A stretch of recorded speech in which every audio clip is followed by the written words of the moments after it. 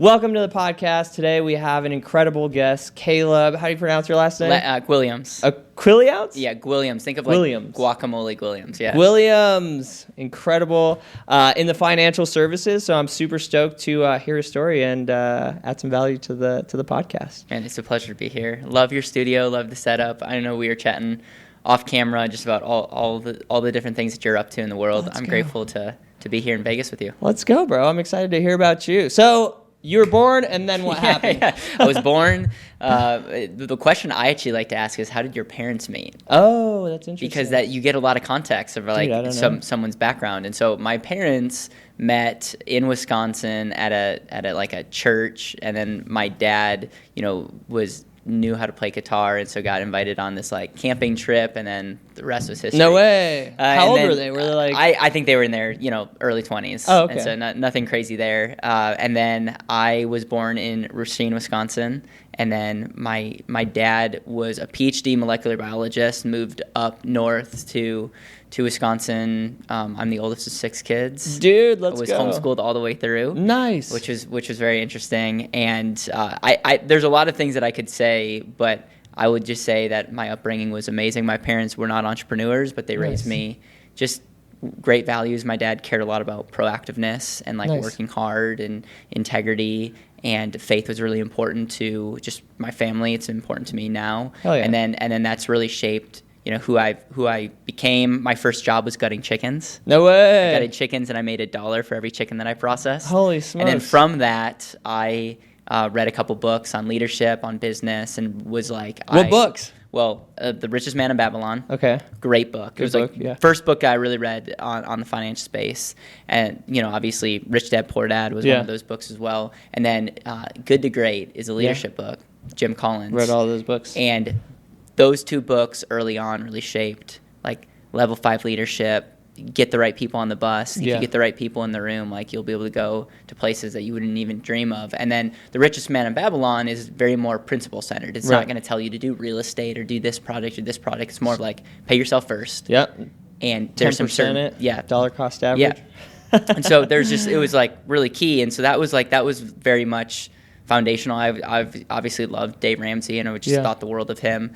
And so all that to say, I got a job at a bank when I was 17. That's a crazy story in itself. I met a person who had one phone call, and that one phone call got me a job at the bank because he was on the board. And so that was I was learning, just early on, an early lesson. It's sometimes not what you know, it's who you know. And then worked at the bank, and I just made it my personal mission to do whatever I could to be as valuable as possible. So I worked as a teller. We were a community bank, so we would do radio ads. So I learned how to write radio ads. I worked a little bit in our loan department. I really loved the investment side of the business. Yeah. And so I got to work on our investment department as the investment assistant. This was in Wisconsin? This was in Wisconsin, and then when I turned 19 years old, I was going to school full time, working in our investment department, living at home. And the person who was running the investment department of the bank left, and at 19 years old, I took over the investment department of the bank. That's crazy. And so that really paved the way to all the things that I've learned, the people that I've met. I look back and I'm just so grateful for Jim Collins actually talks about this, about increasing your luck surface. You can't, some of the things if I lived life 1,000 times, you just couldn't make this up. Yeah. And yet I worked really, really hard. And so I created some of the luck, but some of it you just have to realize, I was for sure in the right place at the right time, and I worked really hard, and that combination was like a 1-2 punch. 100%. And started Better Wealth when I was 21, so left the bank. I had this vision of if people are understanding what I learned about wealth, and just of efficiency. I'm obsessed with the concept of efficiency, of removing friction to get to where you want to go. If people understood this, there'd be a line outside the door. Yeah. And I liked working at the bank because it gave me status, but I also was there's something I could be doing more. I want to be marketing to people. And when you're working at a bank, you can't really market that much. They're a little hesitant. And I was also this whole internet thing, people will be working with us on the internet. This was 8-9 years ago. Yeah. And so left the bank at 21 to start Better Wealth, started in the basement of a Papa John's building. Let's go. And self-published a book, started a podcast. I'm a fan of relationships over listeners early on, of just who you know is huge. And have been growing better wealth ever since. That's Let's like go. the nutshell That's the from condensed version? parents meeting to. That's pretty quick. Under 5 minutes, dude. World record. Yeah. So it's been good. I feel very blessed to be doing what we love. There's a lot of lessons that we've learned, and we could talk about whatever you want to talk about. I want this to be valuable to you, your audience. And so better wealth, what is like, how did you get into that? And what was the core? Because typically like when people join an organization, it's not like their own organization, right? They know a leader, they get into sales, and they're selling financial service. So how did you kind of like get into that space? And then like, so what working drove you at the that bank, way? when I took over the bank's investment department at 19, the CEO/president of the bank, who's also the owner of this community bank, said something very cliche, but it was powerful. He said, "Caleb, people don't care how much you know until they know how much you care. I know that you care deeply, and you're going to do the right thing." So one of the best things that I did, and this is something that if you're listening to this or watching this, I would highly encourage you to figure out your version of what I'm about to say, is I decided that I was not going to pursue money, but I was going to do whatever I could to be as valuable as possible. So what does that mean? That means understanding how this whole money system works and understanding like how to understand wealth strategies. Typically, financial advisors are glorified salespeople. They work in an organization. They take their tests. They learn the system, but it's just a way to sell the product that they're representing. And I'm really grateful because I'm charismatic enough where wherever I would go, I would be pretty decent.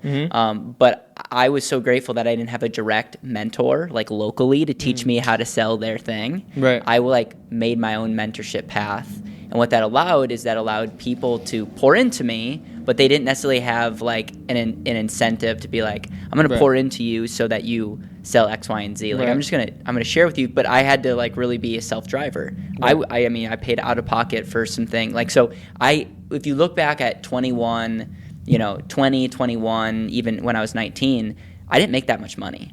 I was offered to jobs where I could make a lot more money. And I was so clear to me that I was like, it would be dumb for me to try to say yes to something to make a little bit more money, but like I'm given a platform to learn. So I knew, even though I couldn't articulate at the time, I knew that I was in an environment that was going to like help me be super valuable. Like it was like a leverage opportunity for value. Right. And that was what I was learning. So I just really took that seriously, and it's helped me become the person I am today. And I just knew that if I could learn some of the processes and systems, that would be able to take us to where we are. And I'll say one other thing. I was working at the bank, and it kind of sounds funny now, but when I left the bank at 21, it felt pretty risky. Yeah. Because I like walked away from something like a really good gig. Right. A second largest office in the bank. I'm this young kid. Like it was a good gig, but I just knew like I was gonna die someday. I think about my death a lot actually. And I was just like, I do not want to get to the end of my life and regret not doing what I believe God has gifted me to do.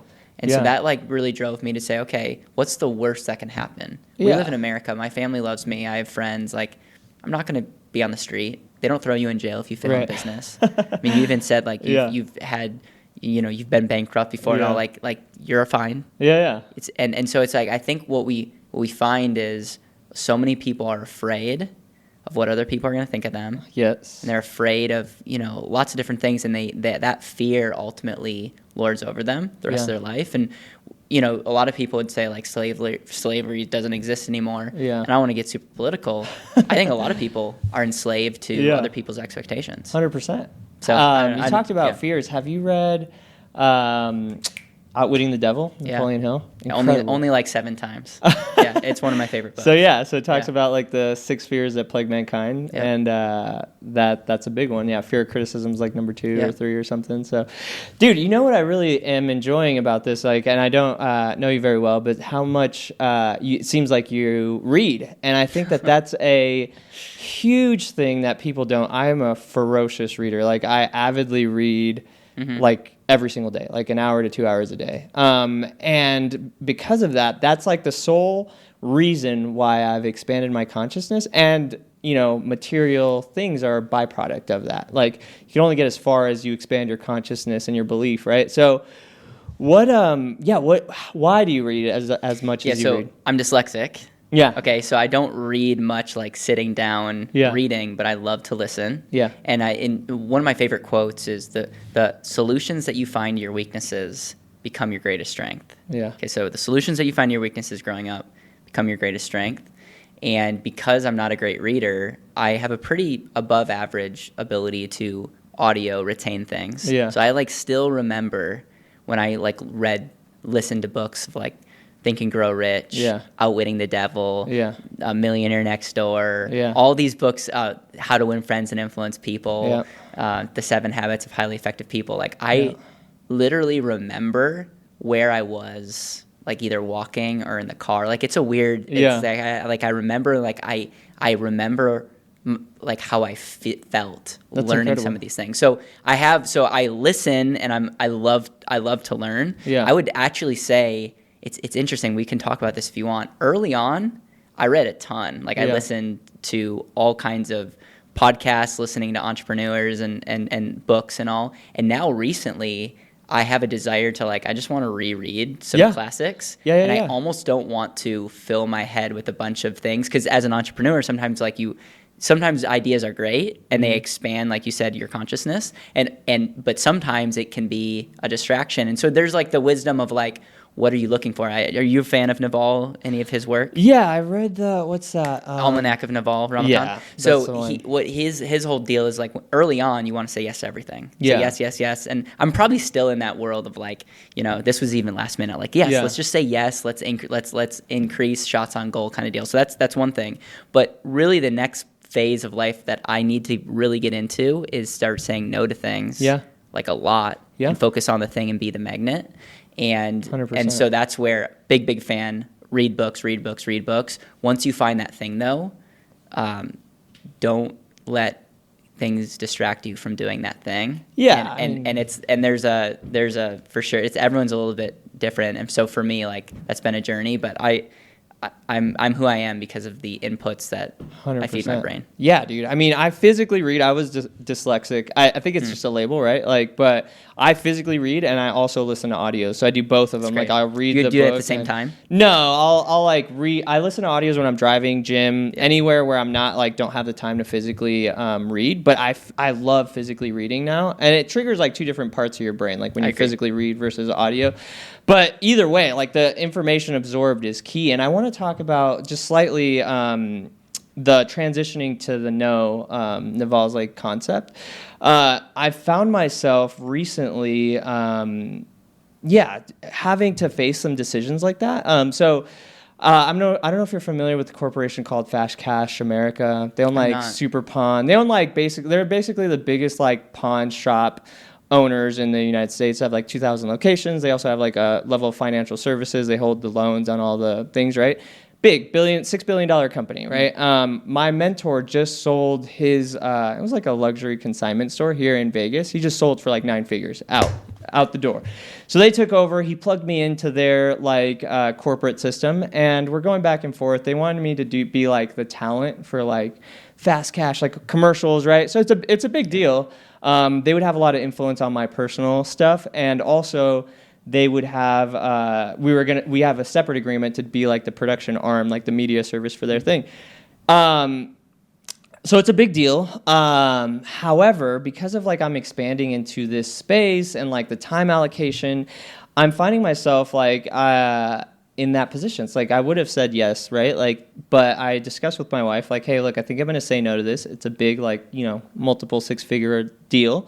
We're going into this. So now I'm going to be spending 6 figures on that. So I'm basically saying no to income while pushing out income a lot. So it's polarizing. It's very polarizing.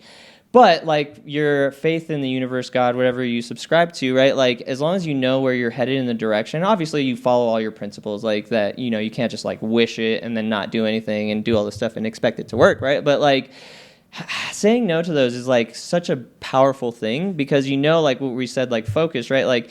Distracting your focus from your desired outcome dilutes the power of your focus to create something magnetic, right? So I'm to the level in my career where like, yeah, I've been doing this for like, I don't know, forever, where I have the magnetism, I have the demand that I have to be brave enough to say no. For going back to Outwitting the Devil, my biggest fear is fear of poverty. It's like, I've made decisions my whole life based on that, right? Like limit risk, whatever. But like after overcoming challenges that I've overcome in my life, like it's not so polarizing anymore. Yeah. And so because of that, I'm able to say no to this huge opportunity. Do you find that because you have financial security or foundation that it gives you the permission to say no since fear of poverty? Because if you had no money, that fear could or is it one of those things where it's not a money related fear? It's not. I mean, ultimately, like I have deep rooted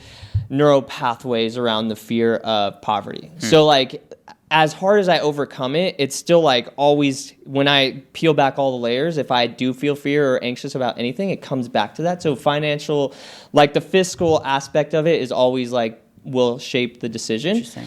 However, like I now know how powerful I am and how valuable that I am to the marketplace, that I know that I could create commerce anytime, any place, anywhere. And so like, this is a short story. I know this is your podcast, but and I'd love to hear your input.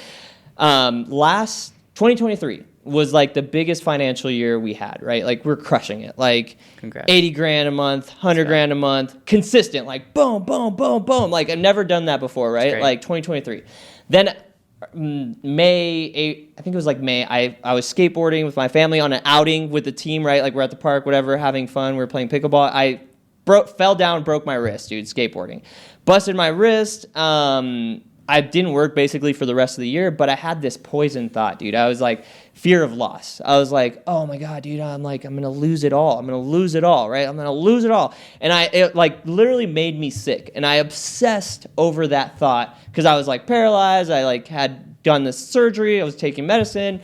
And I know like my power was weak and the systems were in place. I just wasn't like managing them. And so the company was running, but we started like falling off, like clients falling like flies, bro. It was like boom, boom, boom, boom. To where we went from, like 100 grand a month to like 10 grand a month, right? So we did do layoffs, like I had to do everything. But it was because I hyper obsessed over that fear of loss, of like, I'm going to lose everything. What am I going to do when I lose everything for a year, like straight, right? Or like 7 months. 2024 rolled around and I like bounced back, bro. Like I literally crushed it, right? 24 was a great year.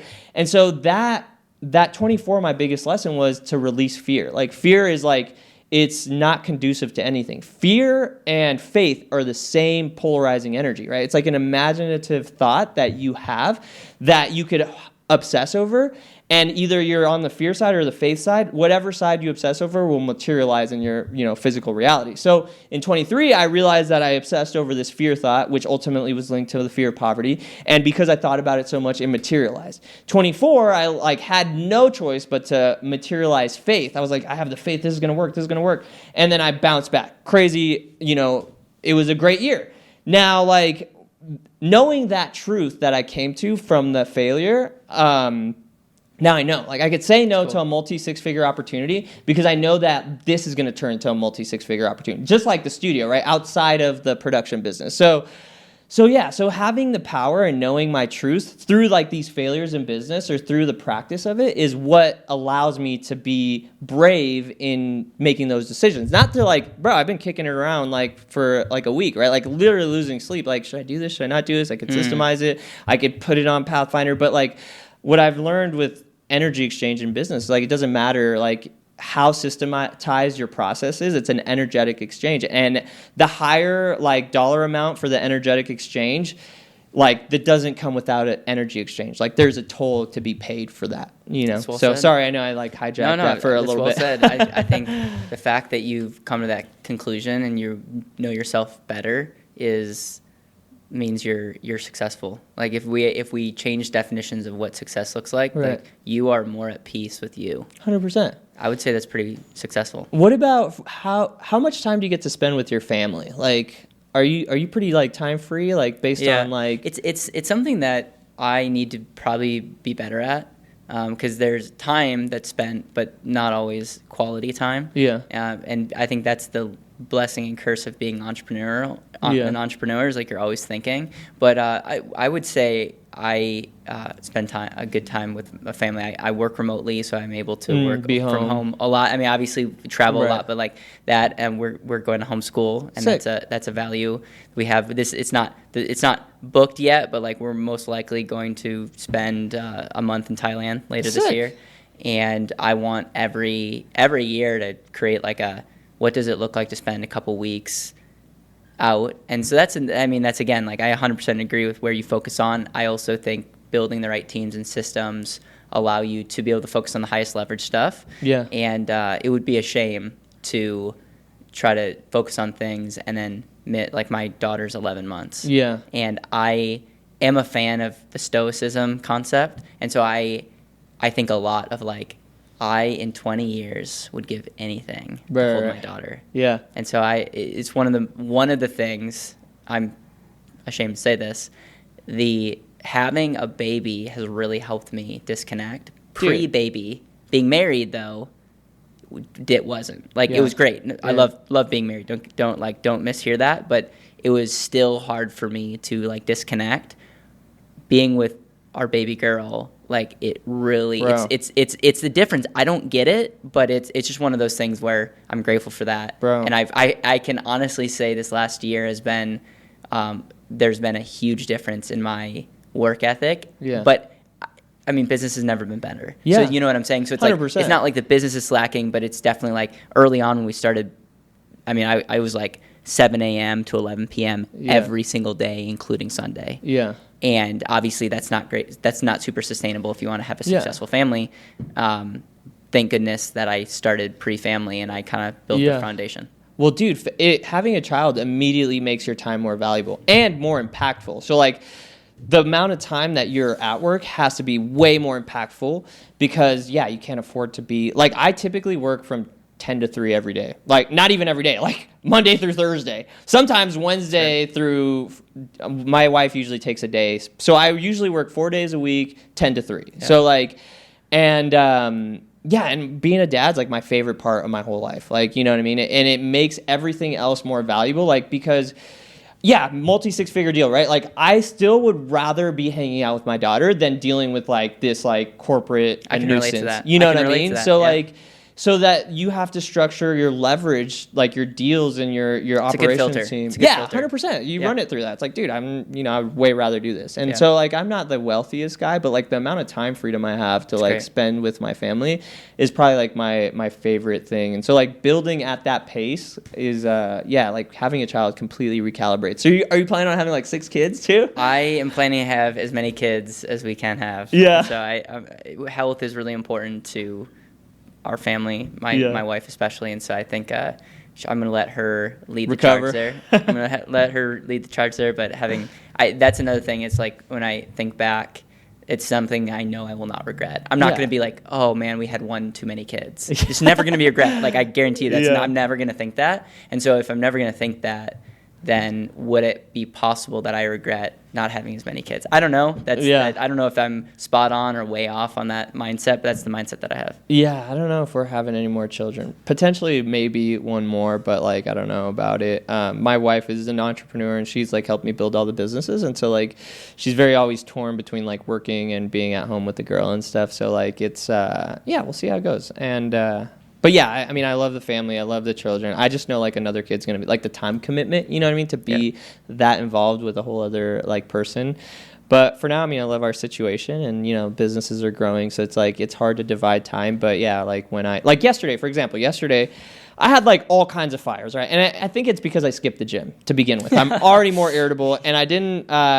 She sleeps like next to us, but then she wakes up in the middle of the night and like climbs on the bed and she like kicks me, bro. It's like WWF in there, like, you know, or WE, whatever. Sorry, like, but so I didn't sleep well. I skipped the gym to sleep in a little bit, and fires all over, right? Like clients, staff, this, that, whatever, and I was like, and then I've been working like 8 a.m. to like 6 for the last 3 days, which is abnormal. So my wife is pissed. She's like, you're not home for breakfast or dinner or like whatever, right? So I'm like have the pressure on top of all that. So I'm like, whatever. I clock out, I leave here at like 11 yesterday. I went home, but I was still like very irritable, right? Like, and I was just looking at life through the wrong lens. So I'm like upset about all this stuff. And we went to like Curry or something, and I was like, you know what? I'm like, I'm just gonna clock out of the world, turn my phone off. I like went with them. I came home, I took a nap, and I was like, great. And then like by like 4 or 5, I was like, I don't even know why I was so upset. Like, you know, like So I think calibrating your energy and not letting that bleed into your family is like super important. So how do you deal with that? Like, how do you calibrate your energy and not let it affect your family? It's interesting. James, probably who's off screen, he works with me. And he'd probably be a really good person to answer this. I don't really get stressed. Yeah. I know that sounds crazy. I'm just like and some people when they would look at me, they'd be like, "You're not very present," because I'm always thinking about different things. But I'm like, I think I'm pretty dang present, or I can be. And it's just one of those things where I think it's just perspective. I have like this perspective of it's all gonna be fine. It's gonna work out. We're all gonna die.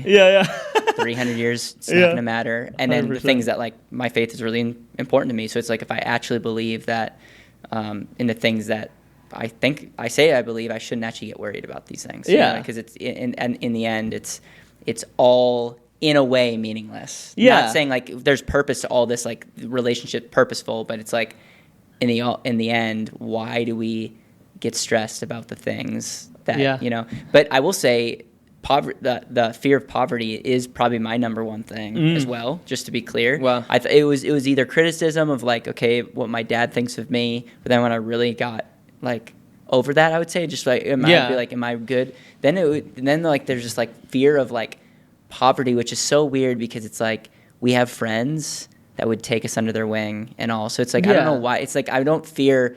So maybe it's still like the fear of being poor and having nothing, and then what people would think of me. I'm not sure what that looks like, but I will say that from a financial standpoint, I have a cash buffer, and you could look at my portfolio as a finance guy, be like, oh, you could make better money in crypto or other things, and I just like I think more clear, and the rate of return of having a buffer in my business and in my personal life is huge, and that for me is something that I have established. And that is a tool that helps me show up more powerfully, which is like the whole concept of wealth is like, what do you want? Yeah. Get really clear, define that. Most people suck at defining what they want. Yeah. And then live it. Yeah.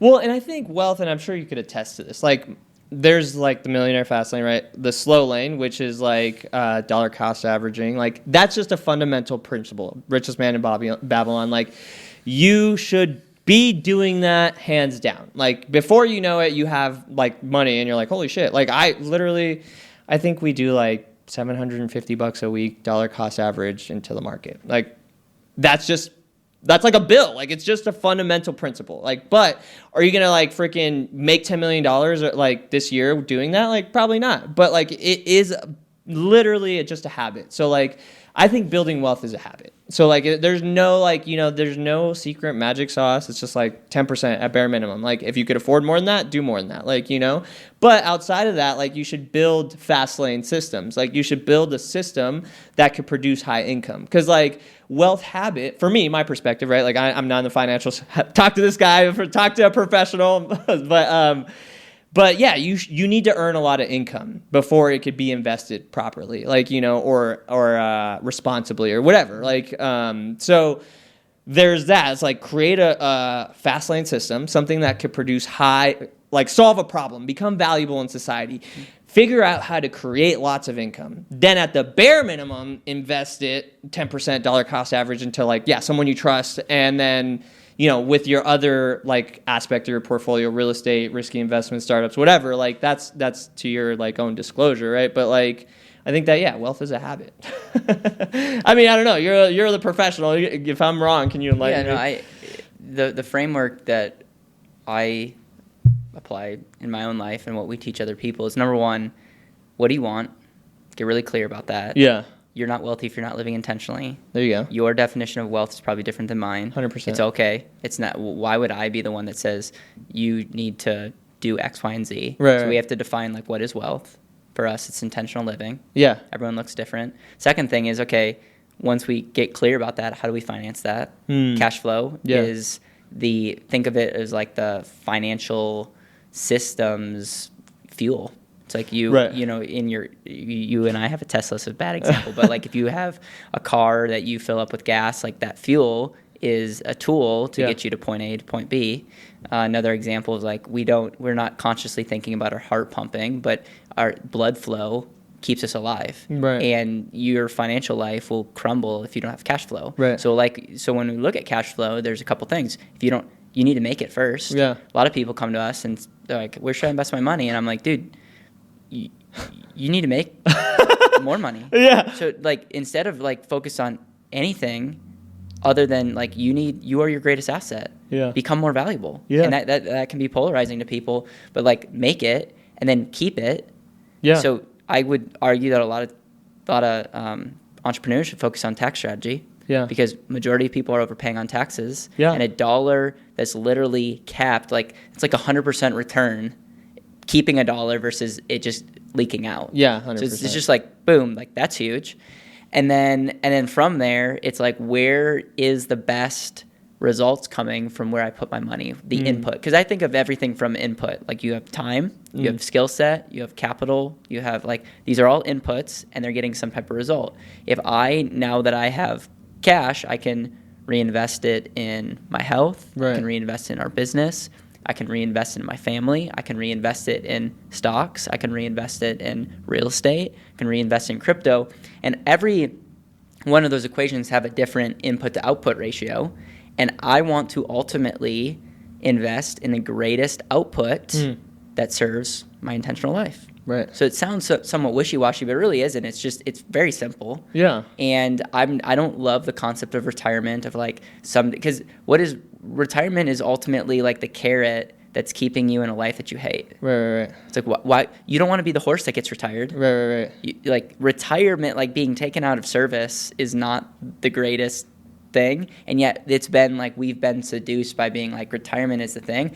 I would love to be in a financial situation to have the freedom of choice to live intentionally. And even this concept of passive income, I think it's a good concept, but I think it can be toxic because there's people that come to me that are like young and they're trying to figure out passive income. It's like, dude, you'd be way more happier and fulfilled if you figured out how to be happy with actively providing value. And then yes, like once the input to output equation is like, once I have money and I can't actively invest it in myself and our business to like make a greater output, then start looking at other assets outside of that. But as an entrepreneur, I think most entrepreneurs need to be focused on where that is, and then they need to have really good tax strategies as well, because most people are getting murdered when it comes to taxes.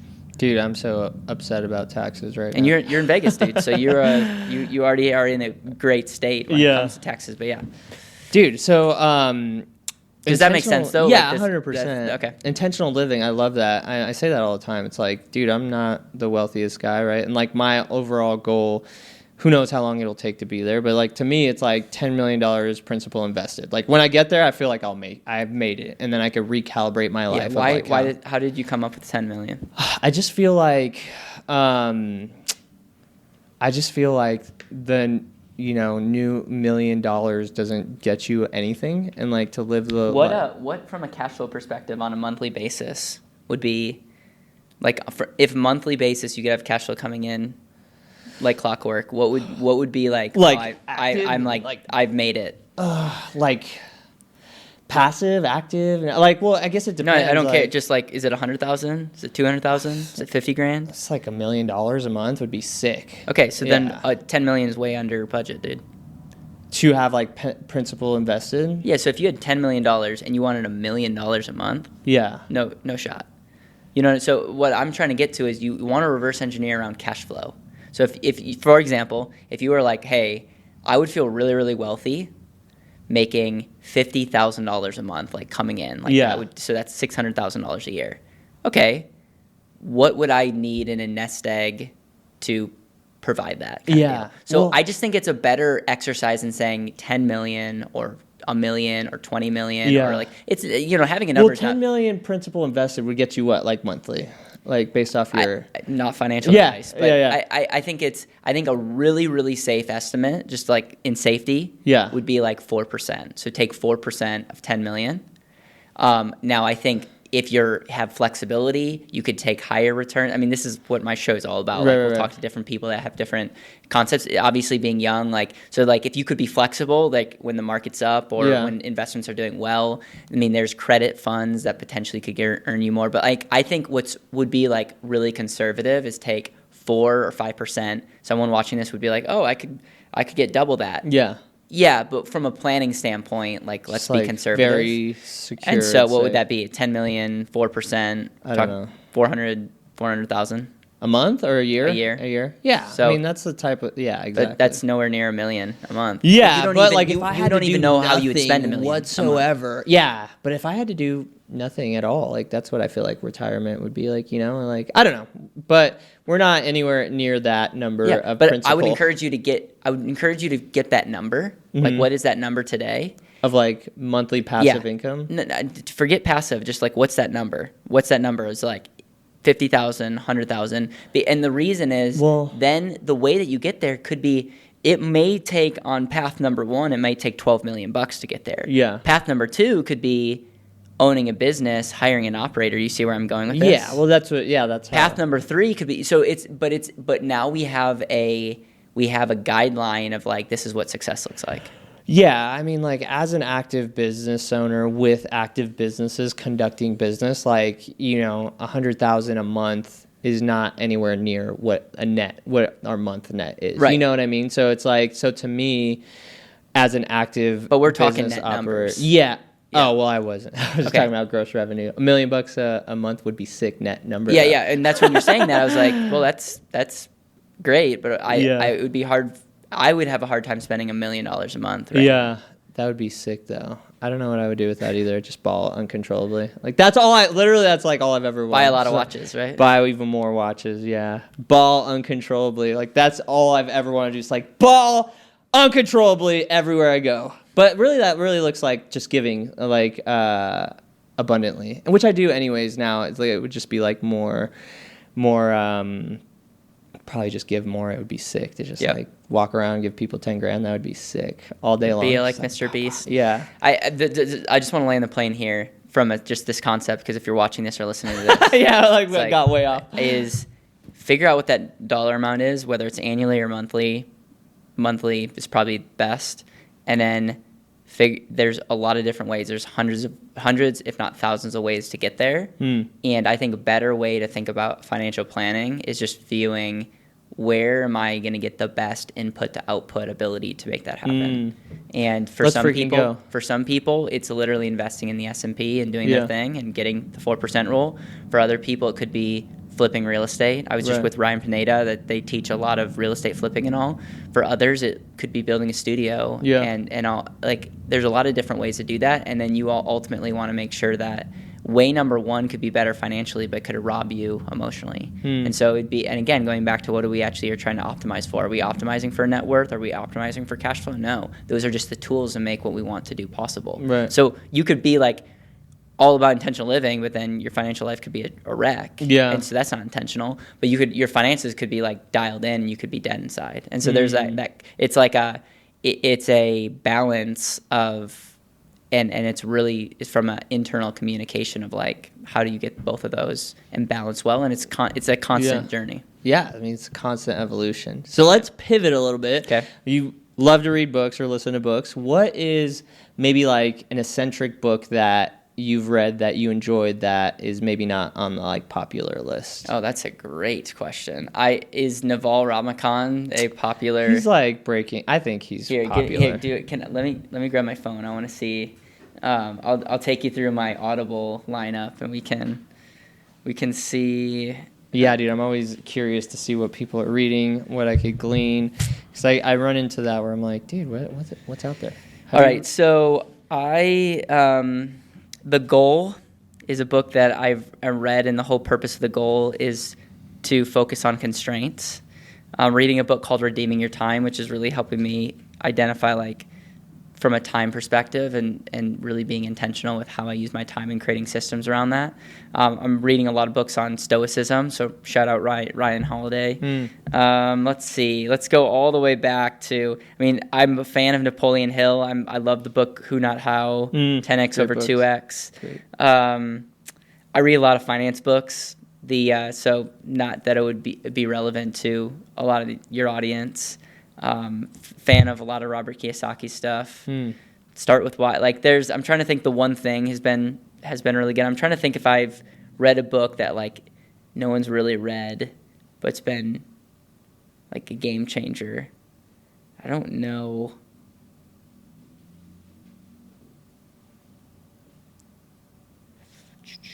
Atlas Shrugged is a great book. No, I don't. There's really no like book that's like no one's heard of that's changed my life. Like it's probably been a lot of the classics, which is kind of a lame podcast response, let me tell you, but it's the truth, and I don't want to lie. How to win? Another question you could ask me is, what are like your top 5? And I would say Stephen Covey's 7 Habits. Yeah. This like super foundational for me. How to Win Friends and Influence People. Amazing book. Outwitting the Devil and Think and Grow Rich. Whoa, that's on your top 5? That's cool. Yeah, we brought it up. Almanac of Naval just like really has helped me take a leap. And not to even put this in the same category, but the Bible has been number one. Most people, it's been the most popular book of all time. Yeah. And then there's a lot of wisdom in the Bible as well. So, like the New Testament, or just everything. So, Proverbs. Even if you're not faith-based or religious, I would say read Proverbs. Read Proverbs, which is in the Old Testament. Yeah. And just read a proverb every single day for a whole month, and the wisdom that you'll gain from that will be amazing. Yeah. So we're Jewish, so the Torah, which is like the Old Testament. Yep. I started reading it, I don't know, maybe at the beginning of the year. And there's a lot of like incredible foundational wisdom for sure, but I'm reading it objectively. Like, not like from the sense of like everything I read is objectively. Like let's assume it's the truth, but let me question it until I realize why it is truth, right? But yeah, there's a lot of stuff in there and what I think is incredible about the Bible is that, or the Torah, whatever, is that it can be interpreted in a lot of ways. Like people could take away what they choose to take away from it. Like you could read a proverb and have a takeaway from it. Someone else could read the same thing and have a totally different takeaway from it. Yeah. So I think that it holds a lot of positive energy in it, and I think that that's positive. But yeah, so I don't know. We're Jewish, so there's like so it's funny because you've been to Israel? No, my wife has. My what's it called? My in-laws are like Orthodox, and so it's so funny when not to be all like controversial or whatever, but this is a funny story. One of my clients, who's like a solar guy, like pretty big solar guy, super Christian, and he happened to be like over at my house because her parents were leaving to Japan, so they stayed with us for like a month or two, and my Christian friend tried to like get into it with my Jewish father-in-law about like Jesus, and my father-in-law is like the classic dude, like Jewish guy, right? Like decked out, and it was just a funny conversation. Like my buddy couldn't get through to him, and he couldn't get through to them, but it was a funny thing to see play out. Yeah, that's good. Anyways, are you LDS or? No, I'm just non-denominational Christian. What does that mean? It's Christian. There's a lot of different denominations. Like you could have Catholic, and it's a non-denominational Christian. So believe in the Bible. There you go. Believe the Bible is true, cover to cover, and there you go. Yeah. Hell yeah, dude. Well, this has been great, bro. Any final takeaways? What can you leave the people with? I think the big takeaway is get really, really clear on what you want. Just get really clear on what you want. Have a way of highlighting and auditing what you're currently doing, from how you're spending your time, where your money's going, how you're using your skill set, and then start highlighting all the things that are not serving you well, or that are potential frictions, and then figure out solutions for that. And in the financial side, that's one aspect, but there's a lot of different areas. But that framework is really powerful. Is to get really clear on what you want, audit what you're currently doing, and eliminate anything that's not serving you. And that's how I think most people should be viewing their wealth, is like your money is just a tool to fuel your life 100%. and what you want. And so think about it that way. And dude, it's been a pleasure being here, and congrats on the amazing studio. The beautiful thing about this type of business is I hope it's super successful financially, but you also get to create some amazing relationships, and you literally get to create something out of nothing by having cameras. And so this is really special, and I'm really, really grateful that our friend Jeffrey connected us. Let's go. Look forward to what the future holds. Let's freaking go. Where can the people find you if they need help with financial services or just want to tune in to your wisdom? Yeah, so betterwealth.com is our company. Betterwealth.com. If you email me at caleb@betterwealth.com and just say that you've, heard us on the pod mention this, we have a bunch of resources that we can give your audience, like a tax checklist, just all kinds of resources on how they can be more efficient. And on average, our efficiencies that you'll find are anywhere from $20,000 to $40,000 that we can find immediately. So that could be huge. And then we're on YouTube, so Better Wealth on YouTube. And let's go. Yeah, appreciate you. Hell yeah, brother. Thanks for coming by.